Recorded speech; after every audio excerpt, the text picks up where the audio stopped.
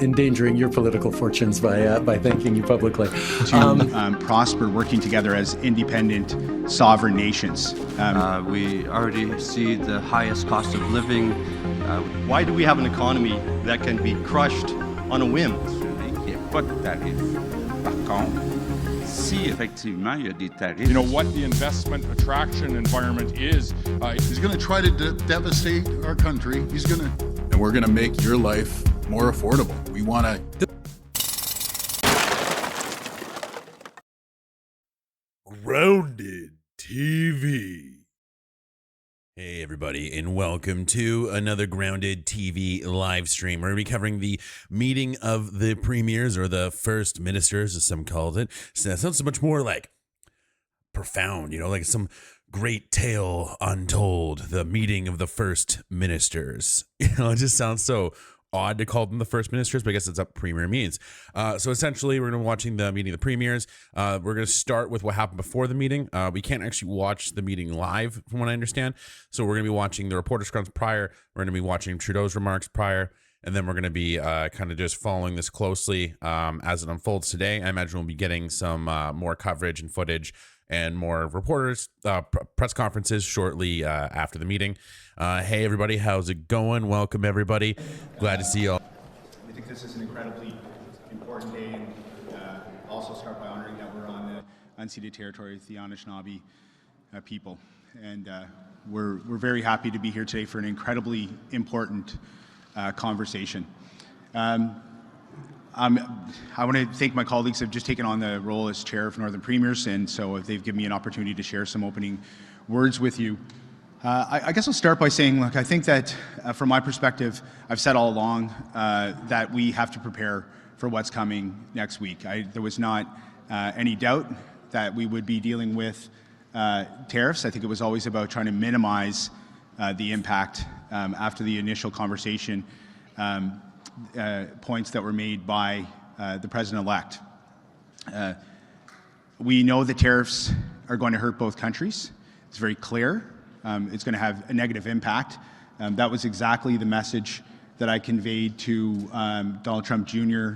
When I met with him in North Carolina in December, that this was not good for either one of our countries, and that there's an opportunity. He's the premier of the Northwest Territories, I believe. I could be wrong on that. I know he's premier of one of the Northern Territories. I always forget their faces because you never see them. But he's chair of the Northern Territories, as he was saying before. Opportunity for us to prosper working together as independent sovereign nations. We know we've always been good neighbors. We've played by the rules as Canadians, and but now it's time to ensure that we prepare ourselves. Hey, welcome back, Silver Fox. Hope you had a great Christmas as well. And yeah, correct me if I'm wrong on who. I'm pretty sure he's the premier of Northwest Territories. I think he's relatively newer to the scene. Correct me if I'm wrong. For next week. And so I think that will be an incredibly important part of the work that will happen today. I think I would also just like to mention, I know my counterparts will speak, my colleagues will speak specifically about the work that we've always been doing as Northern leaders. Whether it be the work that we've been doing or the leaders that have come before us, this is a moment in time for the North and the Arctic. I mean, the conversations that are now topical for everybody to cover here today are the things we've been talking about for years and years, and our predecessors have talked about this. So whether, it's the importance of what we can contribute to a modern supply chain around critical minerals, as we see investment from the US and Canada coming into the North, or it's the conversation we've had around defense, or the vulnerability of the Arctic. These are all incredibly important things. We've had good support from our colleagues at the table. And media, that every communique that's come out over the last number of years, we get support from coast to coast to coast. But now everybody knows that this isn't just important for our country, but it will define the relationship with the US, and this will be an important part of the negotiations that happen between our countries. So I just want to also touch on the fact that I want to thank Premier Legault.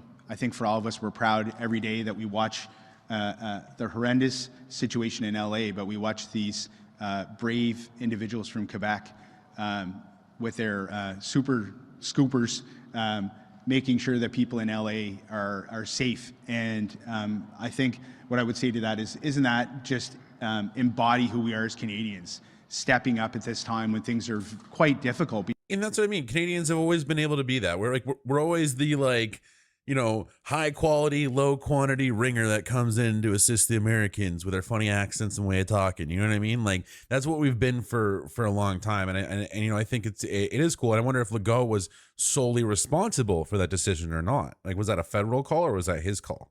Between our countries. So I want to commend those folks from Quebec, and I know that we've offered up help and many of our colleagues have. But that's just symbolic of what kind of neighbors we've always been. So with that, I want to hand it over to my colleague, to Premier Legault and as well Premier Simpson. Thank you. Ya kuyanami sivulotti kuyanami tiapunga tautavani kataunagama tana pimarjuang utiligo katimagutiginiata sivulottinen. First off, I want to say thank you as well. I'm very honored to be able. Damn, this guy's fluent, and that was so fluent. That sounded beautiful. I think that's the most fluent I've. Like, I don't really hear many people speak more of the traditional Indigenous languages, and I thought that that sounded beautiful to me. Able to be here with you all, especially with my very good friends, with Ranj and RJ as well. We know the potential impact the tariffs will have, not only across the south, but right into the north as well. We already see the highest cost of living. We see the challenges across the north, and we know the potential tariffs that we know are coming will impact all of us. Yeah, correct me if I'm wrong on this, but I believe he's the premier of Nunavut. It was hard to find pictures. I was trying to find pictures of these guys. I couldn't find any. So I'm pretty sure this is the premier of Nunavut. Correct me if I'm wrong. And it's so important to show the unity as Canadians and the opportunities that are there that I had mentioned earlier. Nunavut provides incredible critical mineral right now. We look at the iron ore mine in Nunavut that supplies the world with the purest iron ore deposit that is the biggest GDP provider. It provides about 25% of the GDP to the territory. It employs thousands of Canadians from across the country that will potentially be impacted as well. And speaking to them is something that is really concerning. But it just shows you the connection we have between the north and south and the challenge that's before us, but also the opportunities that are there. The real focus I really wanted to push is the work that we are doing on infrastructure and opportunity for Canada to take a leading role in taking nation building. And from that viewpoint, there's an incredible push, and as Ranj just mentioned, there's been strong support between our colleagues from coast to coast to coast. Okay, so I was right. The other guy was the premier of Nunavut. Because I got the name, but I couldn't get a picture of him. And I was like, how do I find a picture to find out who it is? Welcome to the stream, Adrian. Nice to see new faces in the chat. Yeah, please, guys, if you're watching and you've been watching for a while and haven't really participated in the chat, please do. Let us know your thoughts on what's going on, what you think of the events unfolding in Canada's political sphere. It's a pretty crazy time to be alive. History in the making, and it's all memes. Expediting and investing in NATO's 2%, and we really see that as an opportunity specifically to the Arctic, to the north, to do exactly that, to build nation-building projects. The one project that I would really want to highlight is the Grays Bay Road and Port project specifically. That could both serve the Navy, the Canadian Coast Guard, it's right on the Northwest Passage, but also unlock incredible critical mineral potential within our territory. Should Canada cut off critical mineral supply to the U.S. for export tariffs? Pardon? Perhaps I'll just finish and allow my colleague here to speak as well, then we'll be open to questions as well. And so with that in mind, I always find these northern premiers are just so like in touch and just know most of the time they seem like they come from those are pretty harsh environments. Like I think where I live is pretty harsh, but I'm not even in the north compared to where these guys, if I told this guy I lived in the north, he would laugh at me because I do not live in the north compared to where this guy lives. I really think it's important when we start looking at these investments that we invest in our communities. It's healthy communities that shape our sovereignty to the Arctic.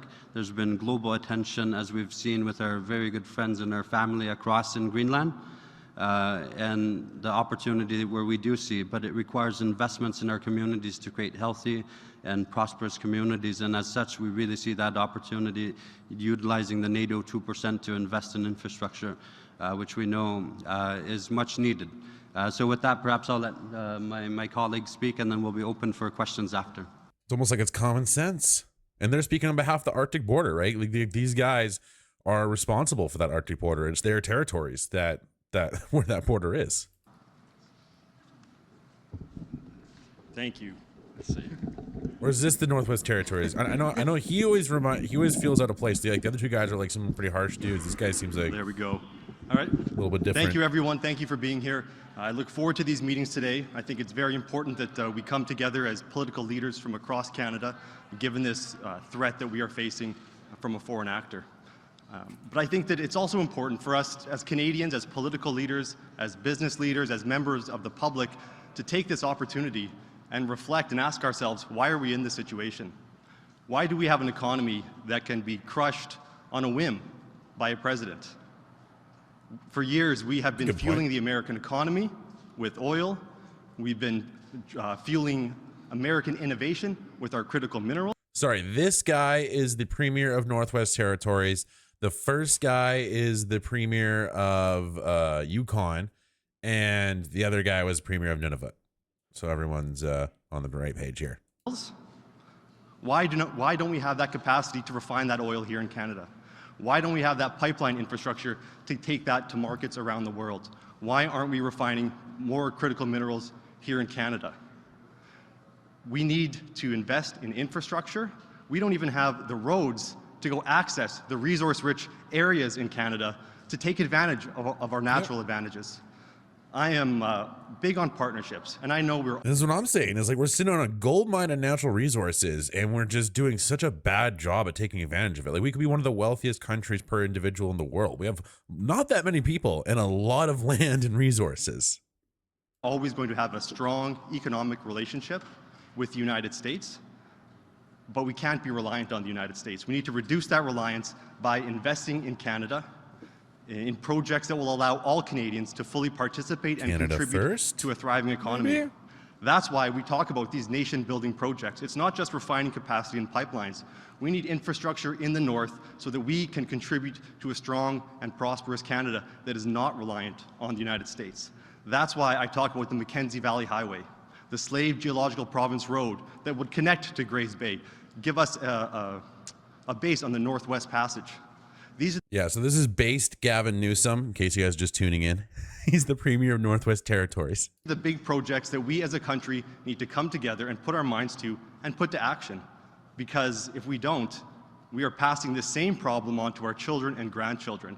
In 50 years, I don't want the Premier from the Northwest Territory to be up here talking about the same problem, how we are threatened by the United States and their economic power. So I think that there's plenty of work to be done now, in the present, in the coming weeks, but we really need to put our minds to the long term. Thank you.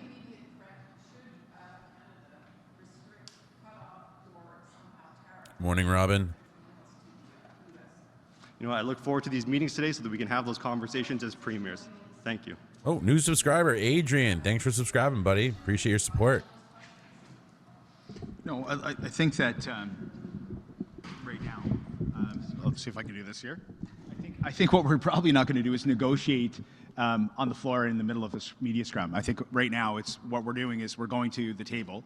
I think the first key thing that we want to see today is that we want to actually have clarification on what the operational plan is, what the roles and responsibilities are. I mean, we had an FMM meeting early in December. It was a good meeting. We rolled out a plan, or Minister LeBlanc and others rolled out a plan that they put together in a short period. Oh, did you hear that? Did you hear that? Listen to this. Minister LeBlanc and others rolled out a plan. So it doesn't sound like they had much participation in the plan. That they put together in a short period of time. I need to say this on behalf of Yukoners to you.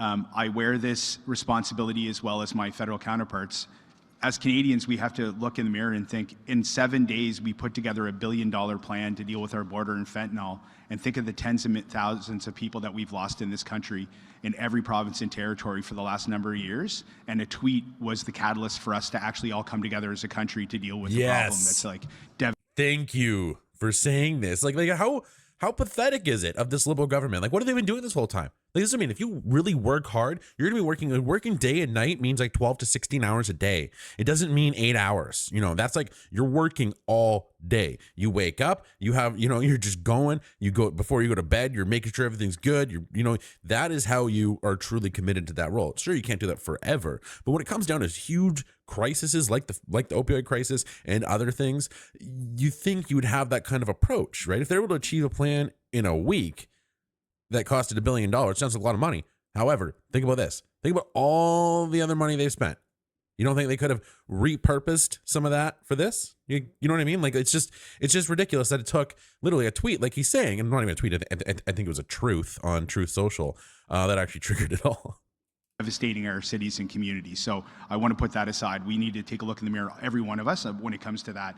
But no, we are in a position where we're coming today. We want to know what the plan is so that we can wake up tomorrow, or at least that's my prerogative, and my colleagues may have unique positions on this. But I want to understand after the 20th, how we're going to engage with U.S. What's the role as the premiers? What's the Prime Minister's role going to be? What is Minister LeBlanc, Minister Jolie, and Minister Champagne going to do? Let's be coordinated, because as much as we all have had some criticism as premiers over the last little while, that there has been maybe some disjointed activity, part of what we've asked for is a blueprint on how to actually engage, and that's what today is about. So let's make sure today we have clarity about what everybody's roles are.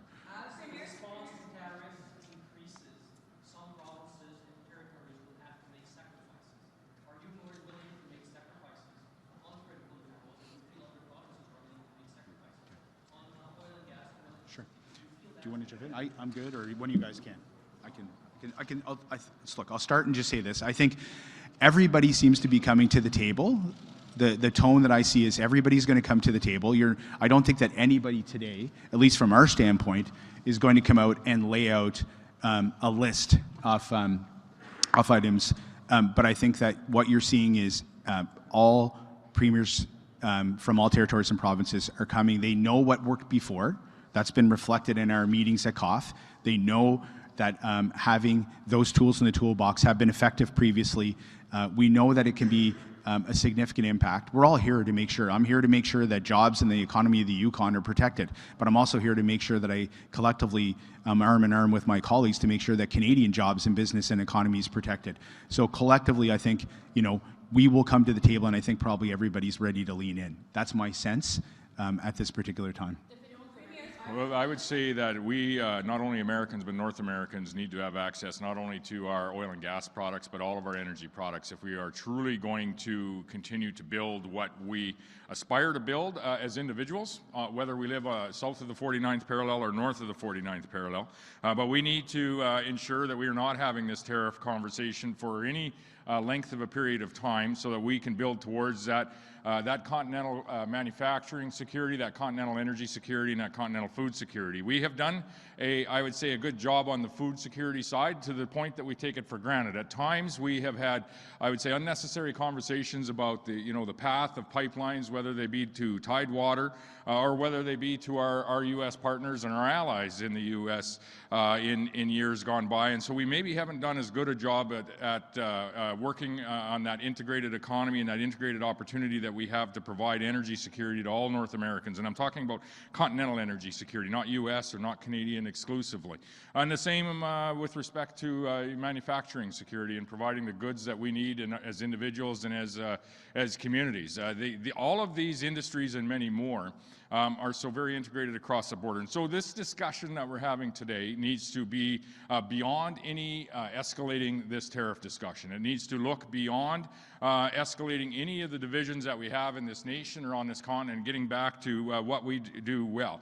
There are other nations that are looking at continental energy security in North America. There are other nations that are looking at food security as our continent of North America goes, and what the investment attraction environment is in North America when it comes to manufacturing and investing in all of those industries. And I would say that not all of them have our best interests in mind, and so we need to pay attention to it, and I think that can start and be part of that discussion today. But it's certainly we need to morph our discussion with President-elect Trump, very soon to be President Trump, to continuing to build on what has been successful in North America. And we've been successful when we focus on providing our own security, whether that be security in general, whether it be energy security, manufacturing security, or food security. Well, Legault just said that nothing should be taken off the table. Not energy, not hydro, nothing should be taken off the table in terms of the response to the tariffs. Is that, how do you view that?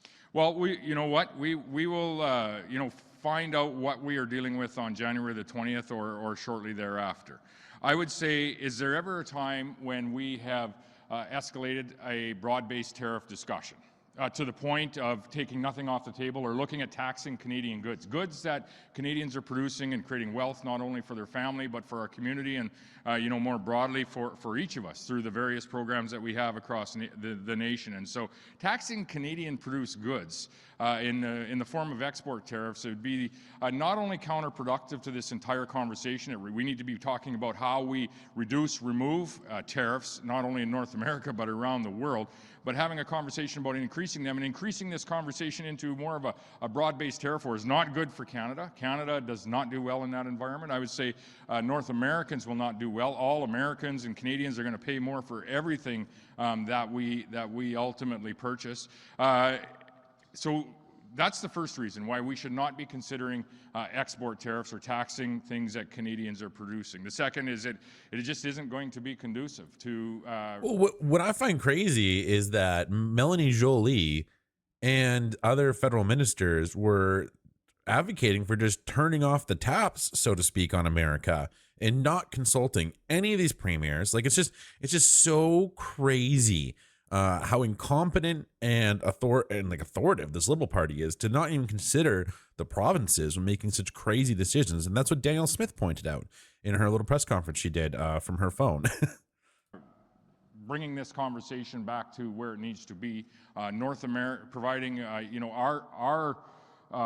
our perspective and our opportunity to work alongside our largest ally, our largest trading partner, the U.S., in providing that continental energy security, food security, and manufacturing security. If we are not working towards that, you're counterproductive in the conversation. Premier Moe, have you modeled out how many jobs will be lost in your province if Trump does go ahead with this tariff? We're having those meetings now directly with industry. Our Minister of Trade and Export Development is having those meetings actually today and throughout this week and over the course of the next number of days as to what the actual impact is. I think the initial impact that you can think is you look at what your exports are to the U.S. and times it by 0.25 and you'll find out what that is. For us, it's about $30 billion.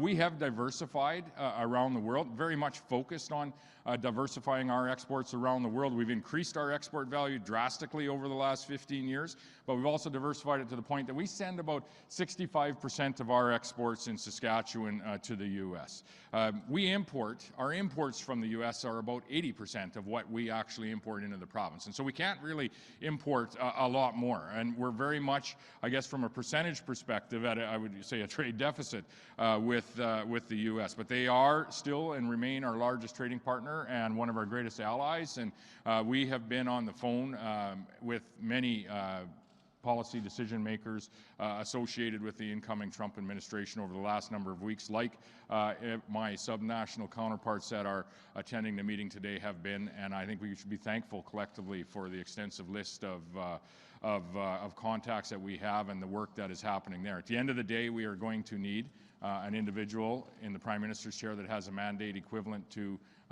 President Trump and to sit down and bring this discussion to a head.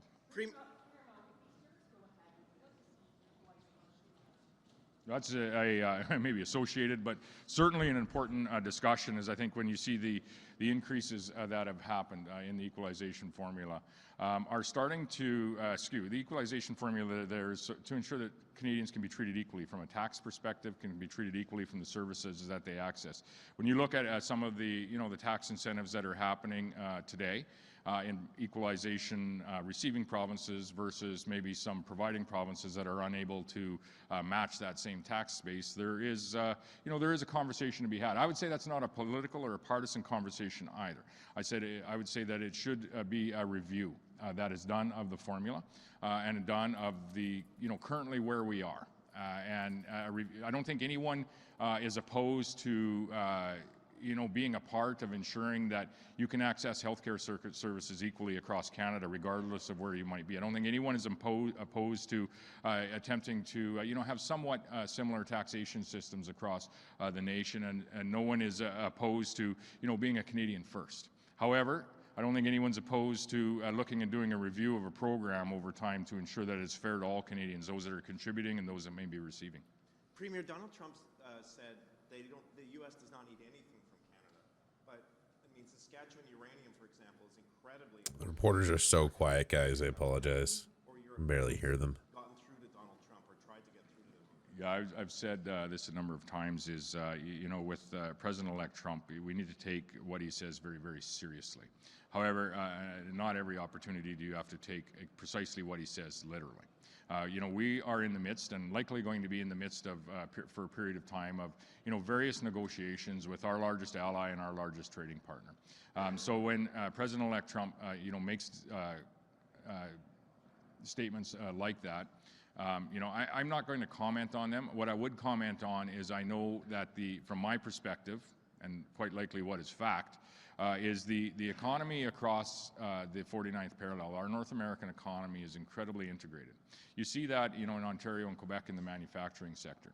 We see that and have very much engaged with our U.S. counterparts, most recently when the steel tariffs were on how many times a piece of steel actually crosses the border back and forth until it ultimately is made into a piece of pipe that goes in at Cushing's, Oklahoma, because we're not building enough pipelines in this nation, or ends up in car parts or ag equipment parts or mining parts. So it is absolutely an integrated economy, and to say that that we don't need to work with the Americans to add value to the products that we're purchasing and actually selling and providing to the world is an incorrect statement. And I would say the same is true for products that flow from the south to the north. It's an integrated economy. It's our greatest strength, and we need to work together as Canada's 13 premiers and our current outgoing Prime Minister and whoever will be coming in, and I commit to working with both in the best interests of Canadians on this entire discussion, which will morph over time, and so we're in that for the entirety of it.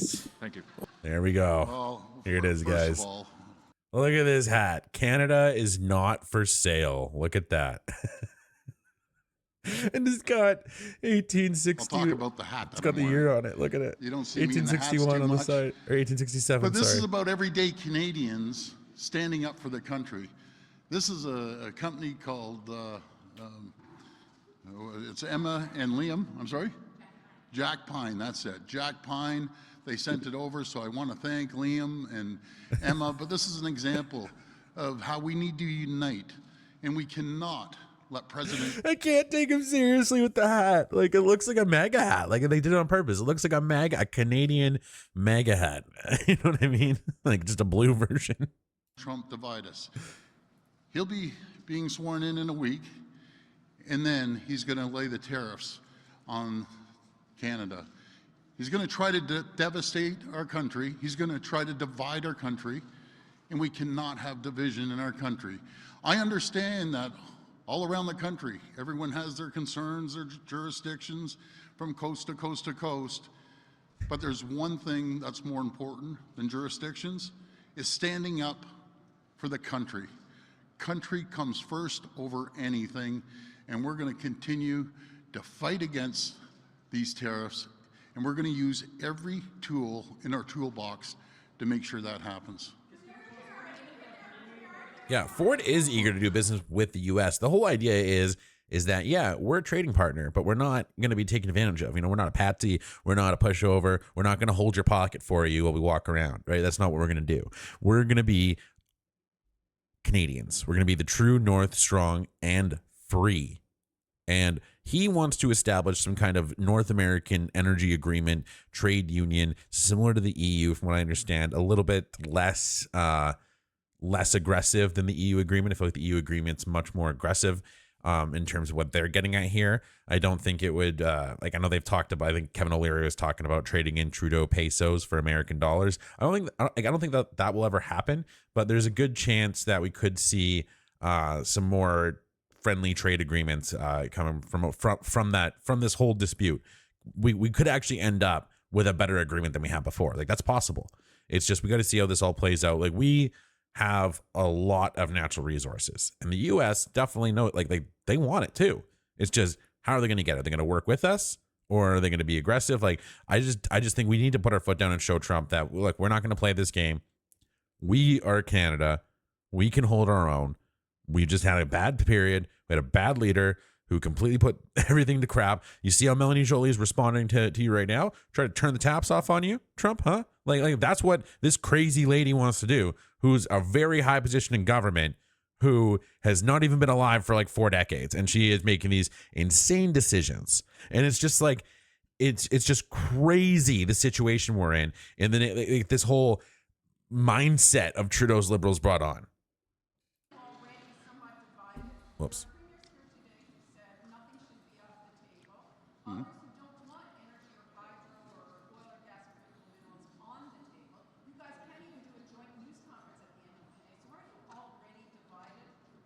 I totally disagree with that. I understand different jurisdictions around the country have their concerns. I understand that. But nothing is more important than standing united. Nothing's more important than keeping every tool in our toolbox, no matter if it's energy or other commodities, high-grade nickel from Ontario, grade aluminum from Quebec, you know, potash from Saskatchewan, and these are the tools that we have. You don't negotiate through weakness, you negotiate through strength. And these are the tools that we need to move forward. And say what you want about Ford, I agree with that approach. And I think it's nice to see a lot of these premiers have that approach. And that's a shared approach with the next prime minister, Pierre Poilievre, because he's going to be prime minister. Doesn't matter if Mark Carney becomes the Liberal leader. I really don't think that anyone can take this from Pierre. And make sure, like 26 point lead on the lowest, like that was his worst score, 26 point lead. There's no recovering from that in any election. That we have tough retaliatory tariffs to defend the country. I'm sorry?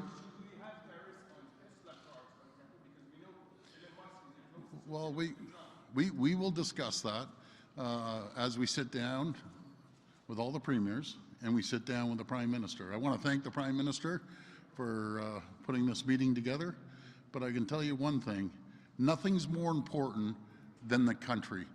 And when we're defending the country, we don't roll over. You're in a card game, you don't show your opposition your cards. If you have some aces, you hold on to those aces. But, Doug Ford with the metaphors. What was the one? Like I think my favorite is, you know, we couldn't quite put our skates on in time. Like, it's just like these weird hockey metaphors half the time. But it's all part of negotiation tactics that President Trump wants to devastate Canada. He wants to devastate Canada through economic sanctions and tariffs. That's unacceptable. And I can tell President Trump that every American I speak to, and I speak to endless Americans, don't agree, no matter if they're Republican or Democrat. We can build a strong AMCAN fortress, as I've always been saying, be the strongest, the wealthiest, and the safest countries in the world. But we need to work together. We can't be attacking each other. Thank you.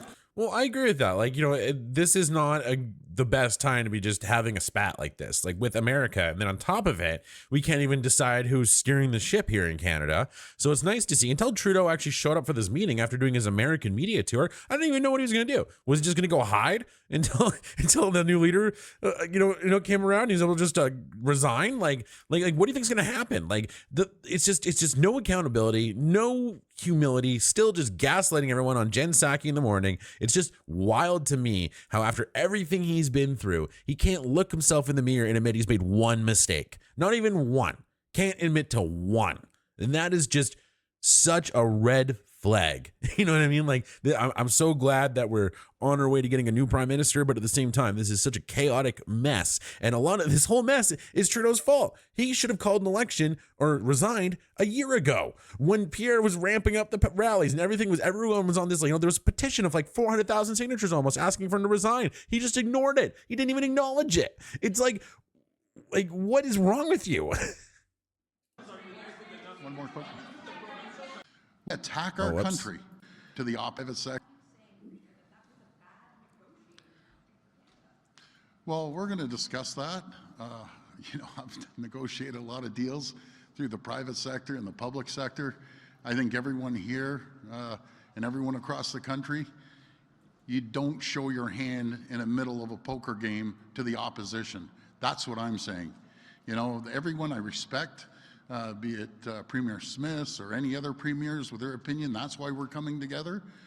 But I can tell you one thing, you have to hold on to the tools that you have and make sure that they understand when they attack our country, when they attack our people, when they attack the jobs of the hardworking Canadians, you can't sit back and say, keep attacking. You have to hit back with every single tool we have in our toolbox. And that's the message to the premiers today. They may agree, they may disagree, but I can tell you one thing, there's nothing more important than our country and protecting jobs right across the country. Thank you. Many really consequential First Ministers meetings. Many of you have been at a number of them. Some of you are new. Welcome to these conversations. We've talked about everything from climate to health to COVID to issues that matter deeply for Canadians. And this is certainly a moment to gather and reflect on challenges and opportunities in the relationship with the United States. It's great to see everyone here now. Thank you for coming together. This is important, obviously, for us to do the work to pull together, but it's also an important moment for Canadians to see us coming together to deal with the most important relationship. I'd like to highlight that we are also joined virtually by two of our colleagues, Danielle Smith and David Eby, who weren't able to be here in person, but it's important that everyone be here around the table, virtually or in person. New subscriber, CB. Thanks for subscribing. Appreciate your support. To be able to make sure that every corner of the country is heard in its particular and deep relationship with the United States. I'm joined here around the table by Ministers Leblanc and Joly, who've been working very, very hard on the Canada-US file over the past many months, but also by our ambassador in Washington, Kirsten Hillman, who, as you all know, has been leading this relationship extremely ably on the ground in Washington. I also bring the regards of the National Indigenous Organizations. I sat down with the leadership of First Nations, Inuit and Métis earlier this morning to get their perspective, to talk about the need for all of us across this country to be standing up in the best interest of Canadians and looking to deepen and advance the most important relationship, international relationship we have with the United States. Avec une nouvelle administration américaine. With a new U.S. administration, there are opportunities and challenges, so it'll be important to pull together so we can speak to the interests of Canadians and our economic growth. First Ministers meeting today will have two main themes. The first one we're going to cover is opportunities for increased and deepened partnership with the United States. The second theme this afternoon after lunch will be our response to possible tariffs. Il y a deux thèmes. Oh, new subscriber, Carrie1000. Thanks for subscribing. And just so you guys know, we will be getting into more in-depth coverage of the ministers' meeting. We're just starting from the chronological timeline. We're actually catching up pretty quick. We're only about half an hour behind, guys. De notre conversation aujourd'hui. There are two themes to be covered today. First, opportunities that we have in our dynamic with the Americans and the new administration, the opportunities for growth, jobs, and deeper partnerships. And second, after our lunch, we will talk about potential tariffs and how we could and must respond to these tariffs. Opportunities for partnership, there's a number of different things. First of all, on borders, Dominic is going to present to you all the different elements of our massive border plan. It features three main issues. First of all, the joint fight against illegal drugs, particularly fentanyl. We have been working on this for a number of years, but there are a number of measures that we're going to be able to step up on and do more on. That's extremely important to the incoming administration. It actually is one of the key elements that they expressed most concern about. So that's the first part of the borders issue. La deuxième partie sur nos frontières. The second part about our borders is to maintain and strengthen the security of our borders in partnership with the United States. Continued management of border security is really going to matter to people, and there are elements on that. And the third element on borders is ensuring the continued integrity of our immigration systems. That is something that is obviously a political pressure in the United States that we can demonstrate a strong response to, and Dominic will be getting into that. But the other opportunities for partnership on energy and critical minerals, we all know in 2023, for example, the U.S. imported about $123 billion worth of energy into the U.S. It is an extraordinarily important relationship for them that powers their jobs, their industry, their homes. We need to continue that, and we can even do more on energy, as I know they want to. Critical minerals represent a key area of development as well, where we have the ingredients in the technological transformation of our economies that the Americans need. If they don't get them from Canada, they'll get them from China. And if they can't get them from Canada or China, they don't get them from anywhere. And that is going to be a real issue for them. So there's lots of opportunities for us to deepen that. We also are going to be talking about the joint defense of our continent, which obviously leans in heavily on Arctic sovereignty, where we have specific responsibilities and made significant investments. There's also lots of procurement opportunities with Americans as we increase the ability to protect Canadians in a more complex and unstable world. In a more complex and sustainable world. That's something that we have made significant investments in, close to tripling our defense spending between 2015 and 2030, but there's always more to do. Bottom line on opportunities is strengthening the strongest trade relationship in the world and creating jobs on both sides of the border. That's what this is all about. So that's what we'll spend our morning on. This afternoon, we're going to dig into the response to possible tariffs. We have already been and will continue to be united in standing up for all Canadians, standing up for the national interest. And a big part of that is actually defending and promoting the most successful economic relationship the world has ever seen. In the face of shifting geopolitical pressures and realities. We are the best friend to Canada, and we can do lots of things together, and we need to make sure that doing those things together is as easy and as beneficial on both sides of the border as it possibly can be. So that's what we'll talk about this afternoon. Finally, let me just say that this First Ministers' meeting on Canada-U.S. relations is important because every different region of the country has a deep relationship with our single biggest trading partner, and making sure that the interests and the concerns of all Canadians are fed into our national response, our national perspective, and the way Canadians, we've already seen, are ferocious about standing up for our interests, our sovereignty in a number of ways over the past while. They'll be looking to us to make sure that together we are demonstrating that Canada is looking for that win-win, looking for that continued and deepened great relationship with the United States. We keep saying this win-win. It's like, I don't know, you guys keep saying this, but you were literally threatening to turn off the taps. Like, that's what Melanie Joly was going to do. She's saying, let's turn off the taps. Like, not even consulting the premiers, the provinces, no one. Just like, yeah, we're just going to shut it. It's just so authoritative. You know, it's just crazy. They just think they don't have to answer to anybody.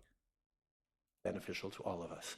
On se rassemble ici parce que c'est We are gathered here today because it's important for Canadians to see us and to the world to see us as well, to see how united we are in our national interests, the interests of all Canadians, with all the particularities of our relations across our country.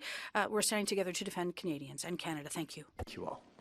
I'm now very happy to pass it over to the Chair of the Council of the Federation to give a few public remarks before we roll up our sleeves and get into it. Turning to you, Doug. Well, thank you so much, Prime Minister, and thank you for calling this meeting.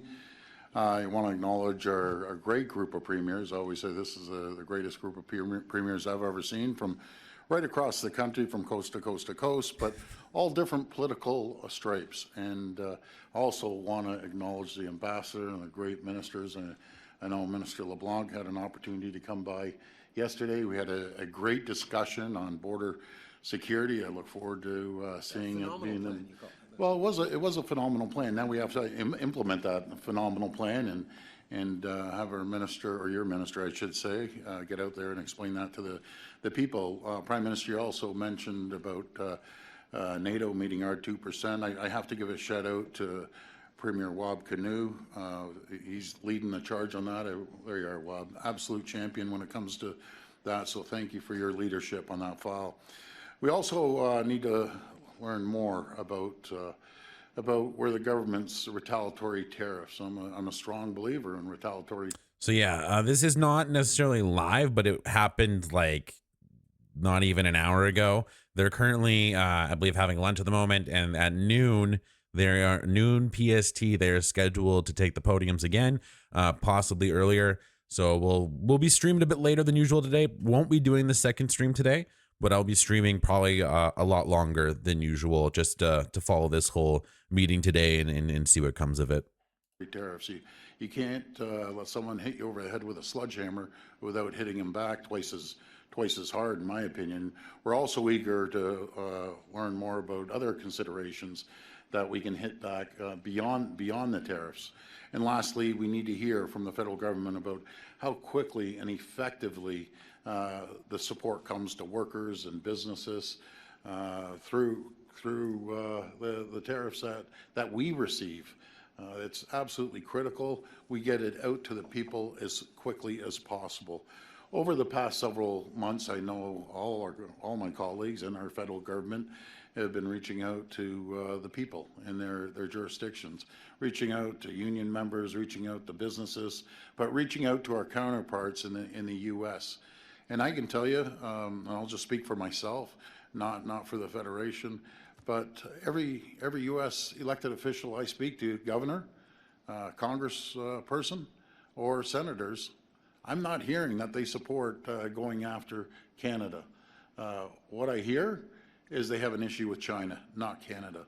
And we just have to continue reaching out to our counterparts and friends and business people down in the U.S. because it's not productive at all.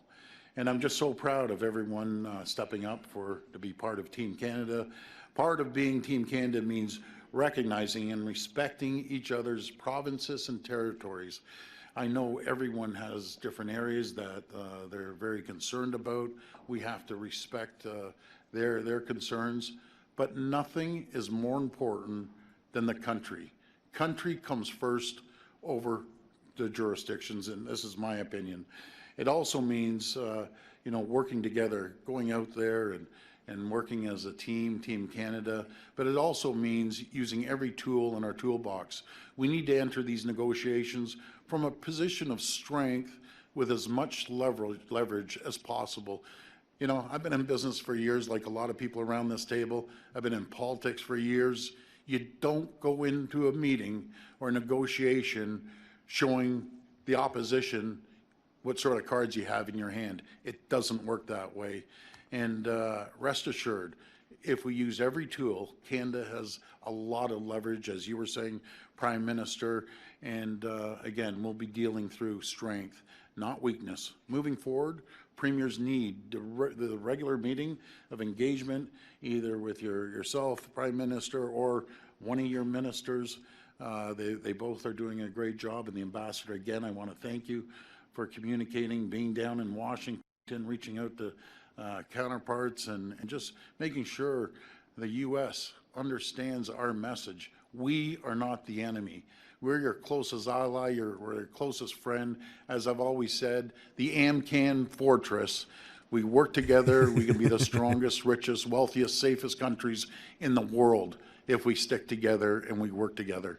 So thank you. And like, I agree with that. I agree with, if we become successful, America can too. Like, we can become successful together. We can be a real force to reckon with. Like we have, like, I think we were for a long time. That's why we are where we are today. But we've lost sight of it in the last administration. I feel like we just shamed ourselves for our natural resources, which was our major advantage on the world stage. It was the reason for our wealth, you know? So it's the whole idea that we're to like somehow leave that behind us. Like, it's not going to work for us. Like, well, in California, like they have Silicon Valley and the whole tech industry. Like, that's why it'll work for them. It's not going to work for us. You know what I mean? Like Canada, like most countries in the world do not have some tech super companies under our belt. So I think that this is very important and crucial that we reach a good agreement with the U.S. for trade, so that we can also reach a good agreement with our have some proper proper management in this country, so we can start extracting these natural resources like the Northern Premiers were advocating for earlier today. So it's just wild that we're in this position when we don't have to be. We could be doing so much more, and I feel like that would lead us to be much more successful than we are today, right? And the fact that LeBlanc and Trudeau didn't even let these guys give any input to the plan last time, it sounded like they just came with the plan and told them what the plan was, and they had to go along with it. And it was a Zoom meeting. This is the first in-person meeting Trudeau has had with them, and I think in 2 years. I think the last meeting of the premiers, he didn't show up. So it's pretty crazy that he actually showed up this time after after saying he's going to resign, which is just wild. But anyways, we're going to finish this. Like I said, we'll be taking a bit of a break from this coverage. We'll be covering some stuff that Mark Miller said earlier today before this, after this video. And then at around noon PST, we'll be getting into more of the first premier meeting, of the meeting of the first ministers and what was said there. Thank you, and I'll pass it back to you, Prime Minister. Thank you very much, Doug. I'll best country on earth, and there's nowhere that I or the vast majority of our 41 million strong family would rather be. And that's why I gathered us all here today, the federal government, provinces and territories alike, working with businesses, labor, and civil society to stand up for Canada. Thank you all for being here. I thank the premiers for being here especially, and I'm happy now to turn it over to the head of the Council of the Federation, Doug Ford. Oh, we missed all of Trudeau's remarks. Well, thank you, Prime Minister. The ministers as well, Minister LeBlanc, Minister Jolie, and Ambassador Hillman, and all the premiers. This is truly a Team Canada approach that we're taking, and I just can't emphasize it enough about staying Where's the hat? united as Canadians, standing up. What do you do with that? Against these tariffs. Things are going to change in a week when the inauguration happens of President Trump, and if he moves forward with these tariffs. There's never been a time that's more important for Canadians to be united, to stand up, and making sure that our voice is heard.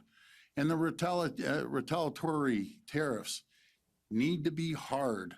We have to send a message when someone comes up and tries to destroy our economy. Yeah, apparently we don't get to hear what Trudeau said at all because they didn't tell them to stop talking when majority of the country couldn't hear or see what they're saying. It will be devastating for Do you think they'll replay it? And that's why. Do you think they just missed it? The camera just. Maybe it recorded it. Maybe it was just the connection. Maybe it'll air later. Important. Yeah. It is so maybe. important that our federal government, our provinces, we support the hard-working frontline people that may be affected by the tariffs. But I can assure, I'm speaking for Ontario, I can assure the people of Ontario that we will be there for them. We'll be there to support them. And I'm pretty sure what I heard is everyone feels the same, no matter the territories or the federal government or the provinces. And I'm just so proud of everyone today. This is an opportunity for Canadians to stand up and be proud. Even when it comes down to going into your local retailer, look at the back of the label. If it doesn't say Made in Canada, pick the can beside it that does say Made in Canada. And that goes to our retailers, a message to all our retailers, all the grocery retailers, other retailers. Start onshoring goods to Canada. Start looking at Made in Canada. If we get hit by a tariff and our costs go up, I'd rather pay a few more cents to go to a Canadian supplier, someone that's producing right here in Canada. If you remember back in the pandemic, when President Trump cut us off on the N35 masks, everyone remembers that?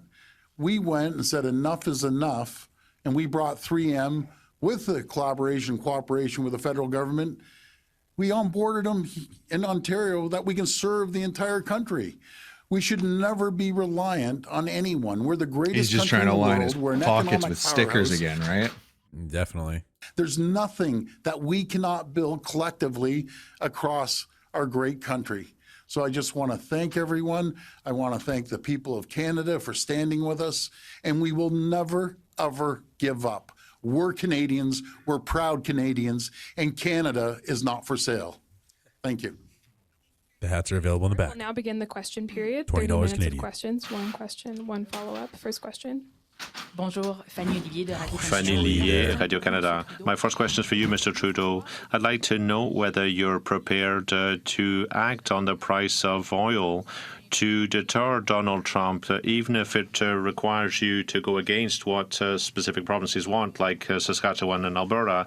Well, first of all, as we said, nothing's off the table. We had a great discussion around the table today with people passionately representing all corners of this country. And this is what we've agreed on, really, is that we have to respond to the challenge we're facing, and we also have to make sure that the burden is shared across the country. We can't punish just one region because the tariffs have more impact on that region. We have to be fair, but we also know that we have to have an unequivocal response. Canadians want, and we all want around the table, to respond in a firm way. If the American administration moves forward with the tariffs, it's not certain, but it's quite probable they will. But it's not for certain, and until they've done that, we can't really decide what we will do.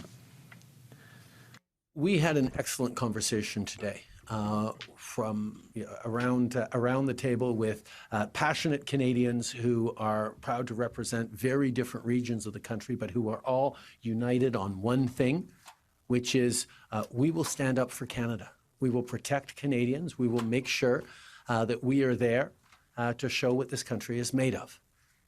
At the same time, we've also agreed that no one region of the country should disproportionately bear the burden of standing up for all other Canadians. We have made it very clear that everything is on the table as potential responses, but we've also been very, very clear that it has to be fair across the country.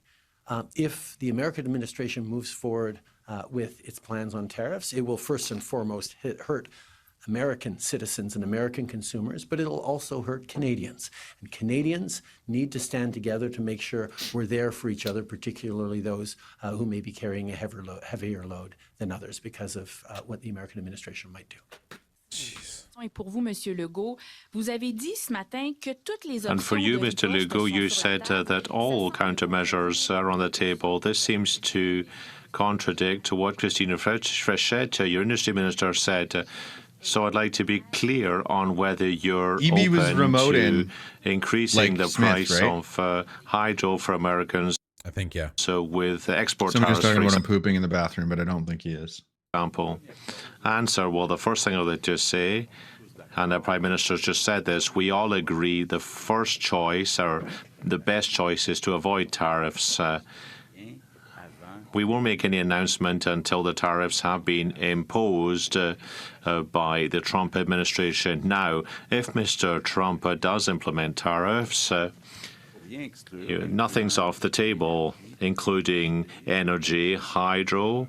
That's all possible targets. There are several ways of taking retaliatory measures. We're not here this afternoon to tell you what we'll do.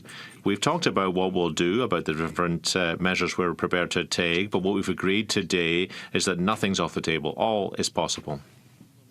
Mackenzie Ray with Global News.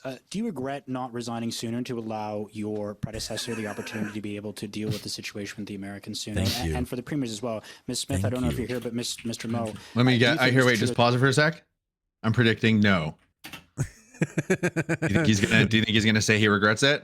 My decision was thought about robustly, coast to coast to coast. Yeah, I made it exactly when I thought it was appropriate. Lame duck status makes the Canada's ability to negotiate with the Americans more difficult.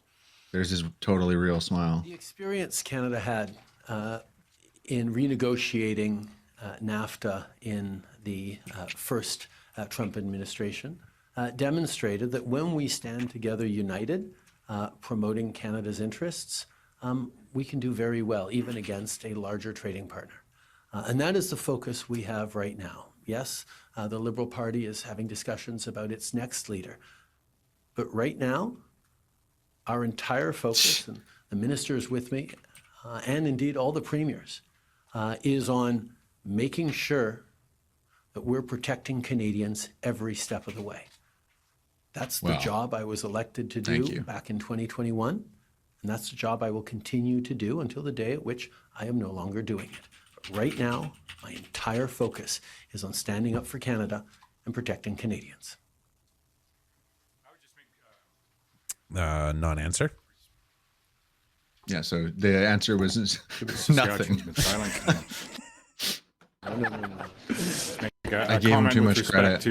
At times, we are going to have differences in policy, whether that be at the subnational level between premiers up here, whether it be through from different provinces with the federal government. And I've never made any secret with respect to where we have differed on policy with the federal Liberal government and the Prime Minister at times, and been very open with Saskatchewan's position on those policies.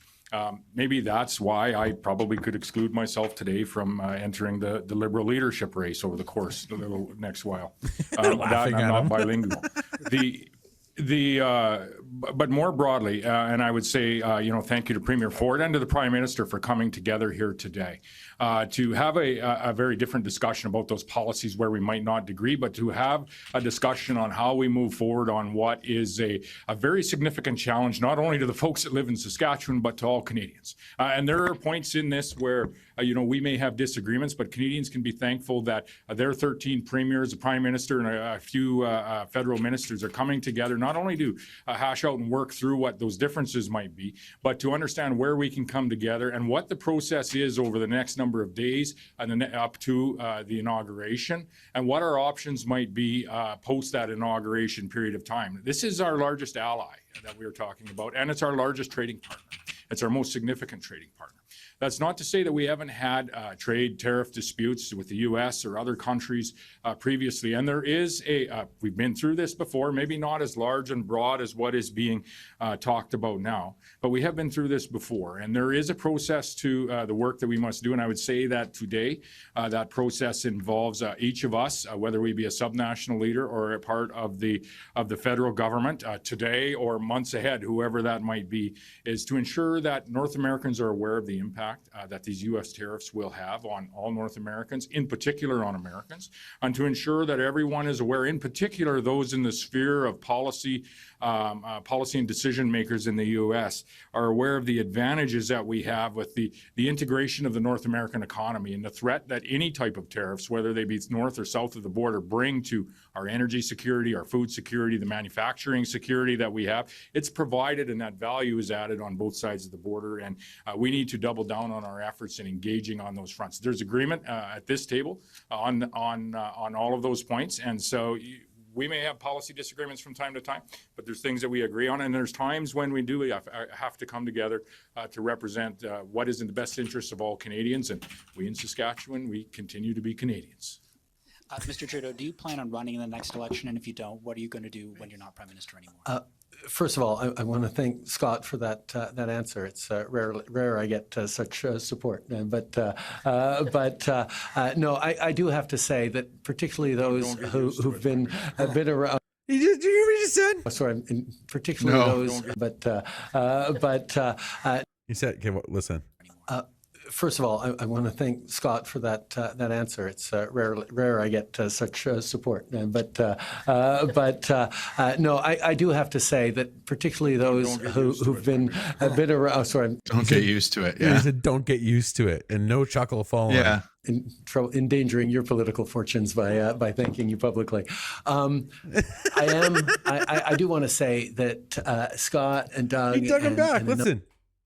Endangering your political fortunes the next election. No, he's right though. People are going to be mad that he gave Trudeau any credit for coming there. So it's listen, yeah, it's just listen to detail. I don't want to get too hung up on this. I want to make sure everyone hears this. What are you going to do when you're not Prime Minister anymore? First of all, I want to thank Scott for that answer. It's rare I get such support. No, I do have to say that particularly those who've been a bit around. Oh, sorry, I'm in trouble, endangering your political fortunes by thanking you publicly. I do want to say that Scott and Doug and a number of the. No, it's actually. I think that's actually like a funny joke to make. It's true though. It's true. You're right. No. Even liberals don't want to give him any credit right now because it's like endangering their political future. Right? He's right. He's right. Was that incompetent? Hey, what's up, Jose? Welcome back, buddy. Well, people just really hate him. They really don't like him. Yeah, I don't like him. I don't know. I think it's like the way that people take my criticisms of Trump is the way that a lot of people act towards Trudeau. You know, like it's truly deranged how angry people get about it. I'm deranged, I guess. I don't like him either. Trudeau but I'm just derangement saying. syndrome. Extraordinary. You're not that bad. Invaluable in these conversations, in this Team Canada approach. There's always a lot of politics going on around this country. But to know when to step up in the Canadian national interest, and to know that that's what Canadians want to see, is really is to the credit of everyone around this table. In terms of my own decisions, I will not be running in the upcoming election. As to what I might be doing later, I honestly haven't had much time to think about that at all. I am entirely focused on doing the job that Canadians elected me to do in an extraordinarily pivotal time right now.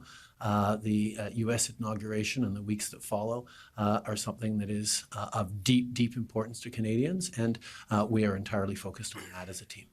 Thank you, Prime Minister. Next question. Hi, Kat Tunney from CBC. A question for Premier Ford as chair. Just looking for a vibe check. Do you agree? How much do you agree or disagree with the government's plan to address the tariffs? And should we read into the fact that Premier Smith is not here as a sign that you're not all on the same page? Well, first of all, I think we're united in a message. If we had our choice, we'd have no tariffs.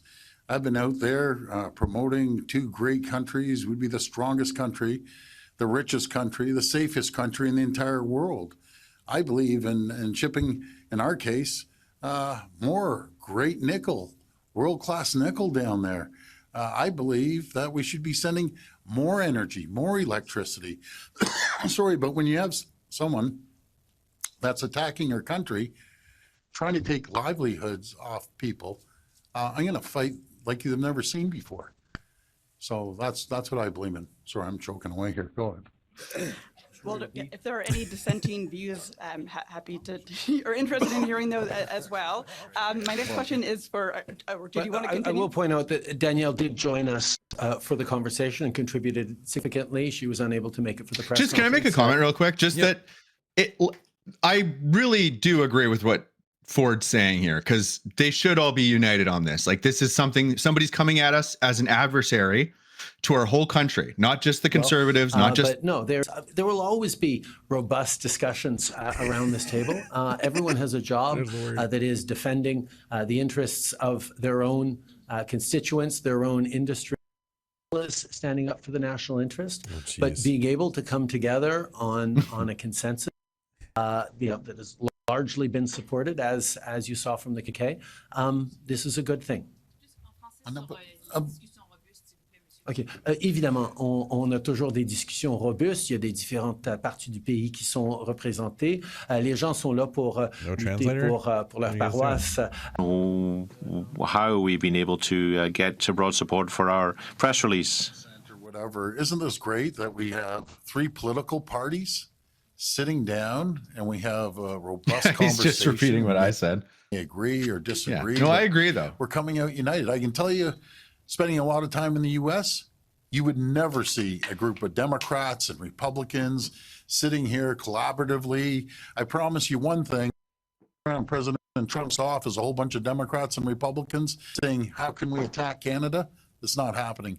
We have the greatest country. We have the greatest elected officials, the greatest democracy in the world, that we can sit here from one extreme to the other extreme to in the middle. And I've always said, I don't care about political stripes. I don't care if you're from the Orange Party, the Blue Party, or the Red Party.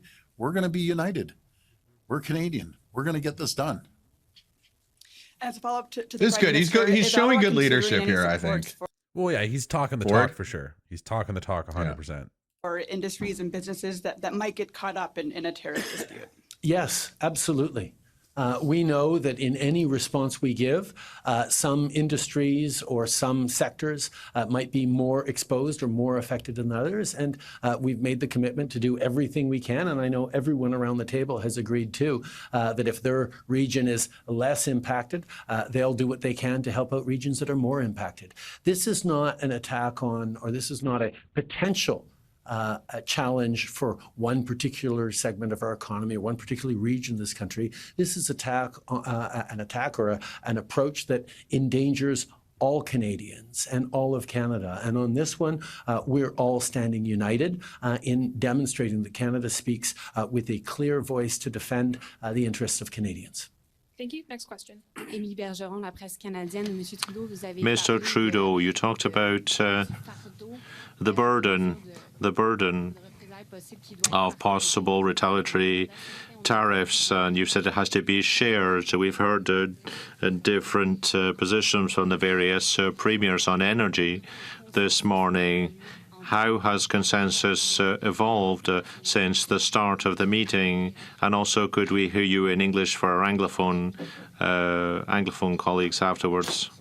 Well, first of all, consensus is based on the fact that we still hope that there won't be any tariffs, and that we'll be able to work on how we can deepen our relationship in the future, and how we can build a united and strong North America against international actors who are becoming increasingly problematic. Strengthening North America, that's our shared desire across the country. And then we talked about the various steps that we could take to retaliate. We don't know yet what the tariffs Mr. Trump will be imposed, so we can't decide today what we do in retaliation. But in terms of the initial steps we're prepared to take, we all agree on what should be done. I'm good. Thank you. That's it. Mr. Trudeau, also, another question for you. And now, how would you use what legal tools do you have, and what do you intend to do in terms of tariffs on energy? Well, I would like to point out once again that we hope there won't be any tariffs on Canada. We are the best partner and friend and ally of the U.S. We should be working together to create a win-win situation for both our countries. It's logical and a responsible thing to do. But it all depends on what the new administration decides to do. we will react accordingly. But we haven't yet decided what our specific retaliation will be, because we don't know what the American administration intends to do yet. But we've all agreed on the principles and the principle of making sure that there's no one industry or one region of the country that has to pay a higher burden than any other region. This is something we all agree on. Thank you. Next question. Prime Minister and Premier Ford. Following today's meeting, was there an establishment of who speaks for Team Canada? Do all the premiers and ministers defer to one point person, or is everyone free to speak to their American counterparts themselves?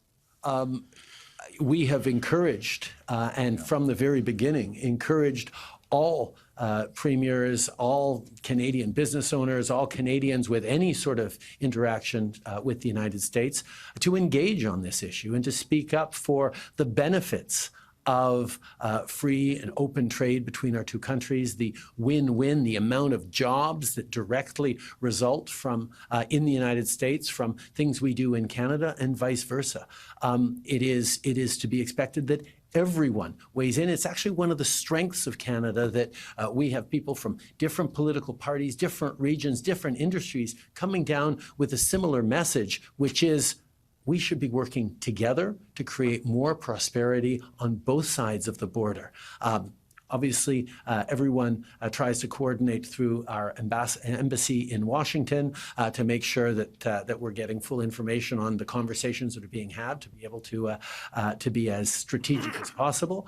But it is actually more impactful when Americans see Canadians speaking from multiple perspectives, multiple voices, but standing up for Canada in the same way. That's the heart of Team Canada, and that's why we have such a strong approach on this. As for the Yukon Premier, earlier today you said you wanted a blueprint about whose roles, who does what, who's in charge of what. Following today's meeting, do you feel have sense of that, of what roles are supposed to be done by everybody? Yeah, I think that actually, just as that question came up and thinking about what was laid out today, I think everybody, look, I'll use a hockey analogy. I think when you talk about Team Canada, everybody can score goals in different ways. I think the key is that everybody is actually has a blueprint about what we are going to message. I think there was good strategy laid out, and I feel very good. Part of the goal here was to wake up tomorrow and understand what the role was as a premier, how we interact, how our levels of government will work together to make sure that we align, and as things become elevated, if they do, depending on what happens on the 20th, we have a clear understanding of how we'll work together and understand how each person's tools they put on the table can interact or can affect other jurisdictions, but at the same time, how they can be most effective. So I'm very happy with what I heard today. Good. That's good to hear, because he was not very happy going into the meeting. So, and I guess that's him as happy as he'll ever look, honestly. He seems that kind of guy. Prime Minister Trudeau, Alberta didn't sign the joint press release. I'd like to know why. And Ms. Smith has also publicly said that the federal government doesn't have the authority to block oil exports to the U.S. Do you have jurisdiction as Prime Minister to do that? The last thing we want to do is to undertake a turf war. We're all united that we have to act in a robust way. What will the answer be? Well, we'll talk about that. We don't yet know what the American administration will do or won't do. But there's a broad consensus around the table on this. In terms of the press release, you'd have to ask that question of Ms. Smith herself. Ask her why she decided not to sign the press release. We all signed on to it. I don't know why she failed to sign on to it. The clear consensus around the table is that we need to respond in measured but robust ways to the American actions, whatever they are. We can't know definitively what our response will be, or can't announce what our response will be until we know definitively what the Americans are going to decide to do. We continue to hope that they will realize that tariffs on goods coming into the United States from Canada is just an extra tax on consumers in the United States. It's going to raise prices for consumers in the United States. That's not something that we want. That's not something that I think American citizens and consumers want. So we are united in wanting to move forward to make sure that these tariffs don't actually happen. In regards to why Alberta hasn't signed on the joint communique between Canada and the Council of the Federation, you'll have to ask the Premier about that directly. Ma question s'adresse au Premier ministre Legault. My question is now for Premier Legault. Why did you decide to sign the press release? And should we understand that if the Prime Minister of Canada asked you to do it for national unity, you would agree to cut hydro or aluminum exports to the U.S.? Yes. Is it working? Okay, yes. Well, the first thing that's clearly stated in the press release is that our first choice, or what we really want, is no tariffs. We don't know what's going to happen next week or what's going to happen in the coming weeks, for that matter, either. Our priority, our first choice, is to do everything in our power to avoid tariffs. Now, if tariffs are imposed, where we're going to have to see, are they tariffs on all products? Are they tariffs on specific products? And then nothing's off the table. We have to decide what we do. What American products do we impose tariffs on? It's too early to answer that question, I think, as to what we will do. We have to, first of all, see what Mr. Trump does, and then we can make a decision amongst us. But what I'm saying is that nothing's off the table. If the idea in talking about this is to get Trump to back down and to have this not happen, why not come out with a dollar for dollar proposal right now publicly to show the Americans that we're serious and pressure them to back down on this? First of all, as we said, everything is on the table, and I support the principle of a proportional dollar-for-dollar response. That is not the question.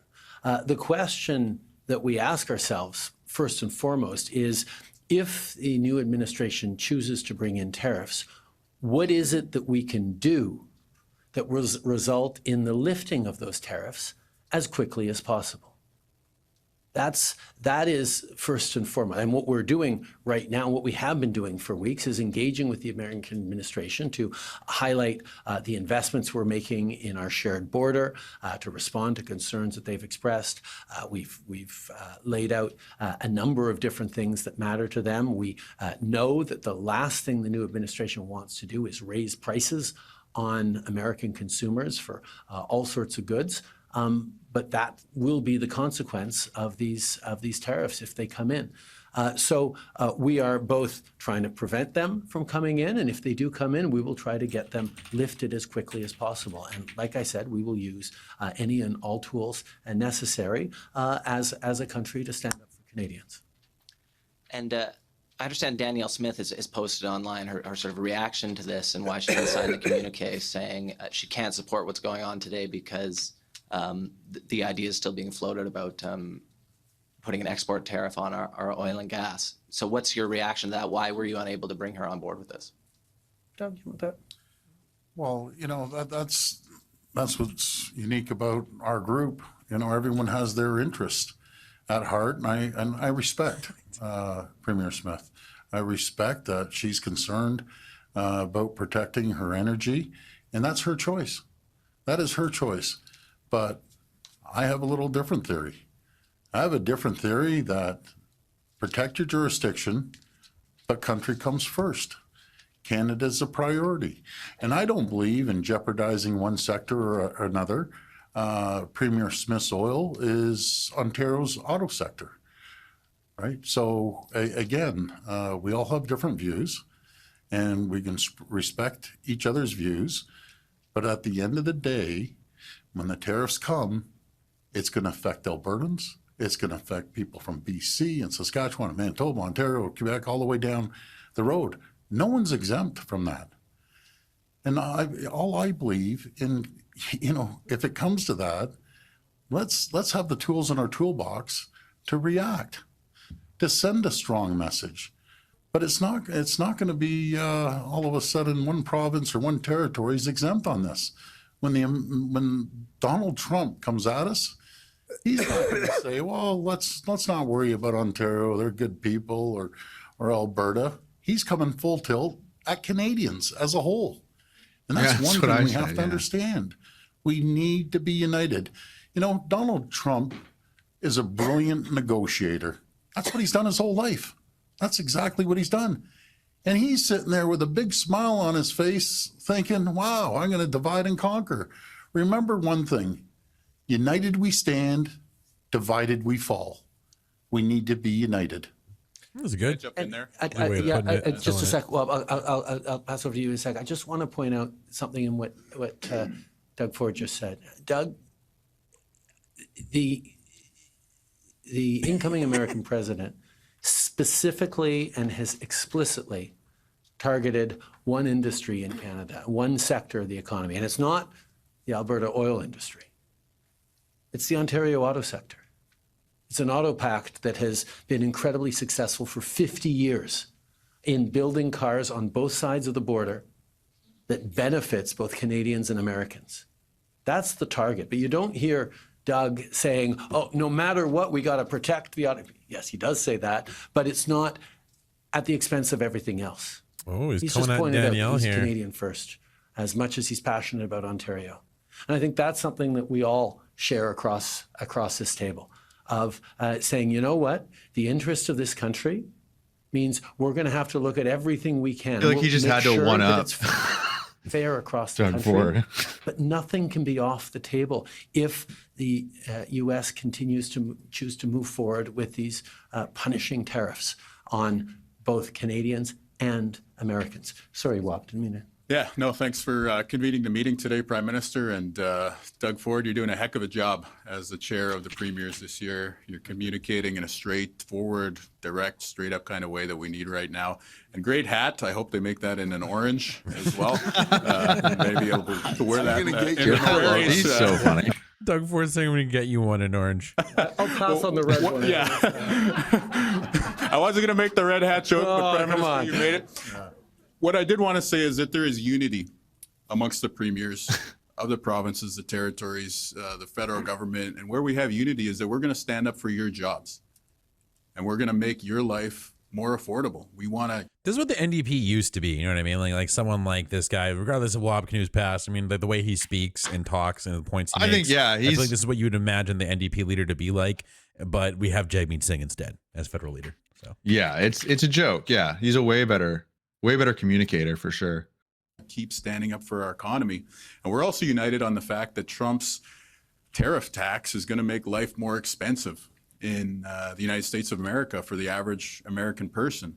So I hope that Canadians look at the meeting today and feel a lot of pride. I hope that there's Canadian pride in the fact that you can have Liberals and Conservatives and New Democrats and nonpartisan leaders coming together to stand up for your jobs and for your way of life. And I hope that that sense of pride that we have a Canada with a functioning political discourse like that spills out into the broader society so that when you go to the store, that Canadian pride leads you to buy that made in Canada product. That when you make your big decisions, that you choose to make investments here.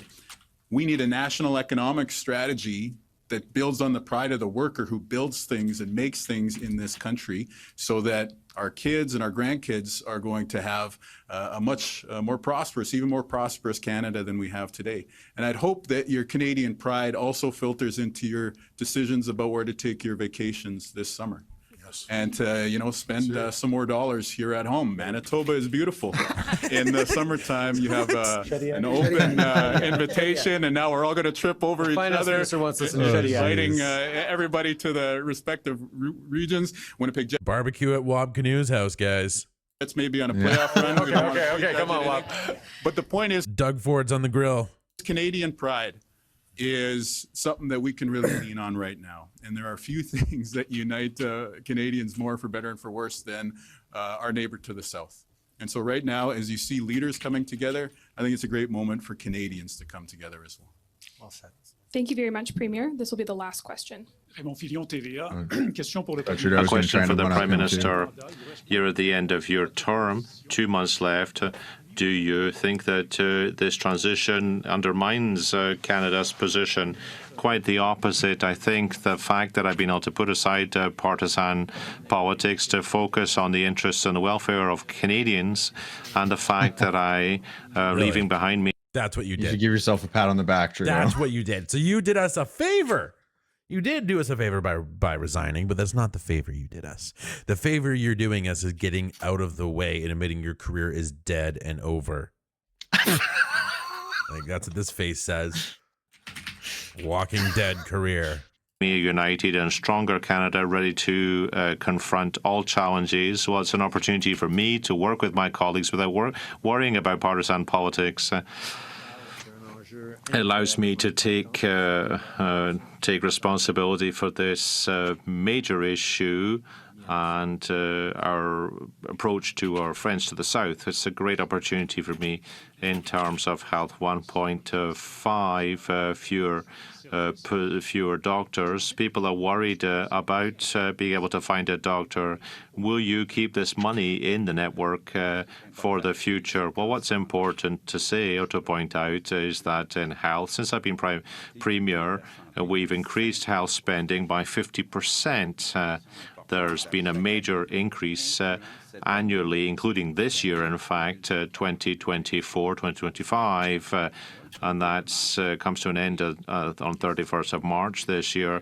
There's no question of reducing that budget, but we're asking our networks to respect the budget.